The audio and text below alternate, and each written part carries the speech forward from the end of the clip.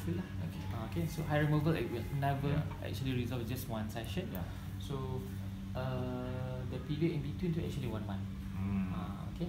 So not less than 1 month. So waktu 1 month tu you advise buat macam biasa. Selepas seminggu kita punya hair removal tu bila dia tumbuh balik baru you boleh buat macam outer shaving. Okay.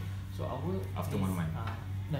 After lepas you 1 dah week. habis kita buat tu 1 week jangan kacau. Jangan kacau, biar je. After that baru you can shave. Okay. And then the machine that we are using here in Nexus KL is called Alma. So Alma ni kita kena clean shaven that area. Baru kita boleh buat. Sebab Alma ni dia detect colours tau. So rambut kita warna hitam. So kalau you biar dia panjang, katakan dia panjang macam ni, so laser tu dia akan heat, dia akan trap daripada hujung ni sampai ke dalam. Padahal kita nak dalam ni sahaja untuk bunuh follicles tu. Tapi bila you ada rambut, so dia akan, kulit you akan jadi very hot. So you rasa tak selesa lah.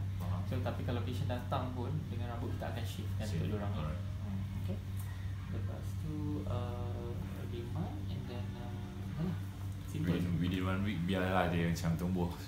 Sebab apa? Because kita tak nak cause irritation. Because this is because heat kan dia akan buat kawasan so-called macam bengkak sikit. Tapi bukan bengkak pun, dia bengkak sikit je lah.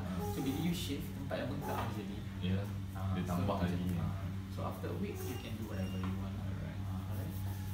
Aside from that, any allergic dengan apa-apa tak? So far tak ada. So far tak ada.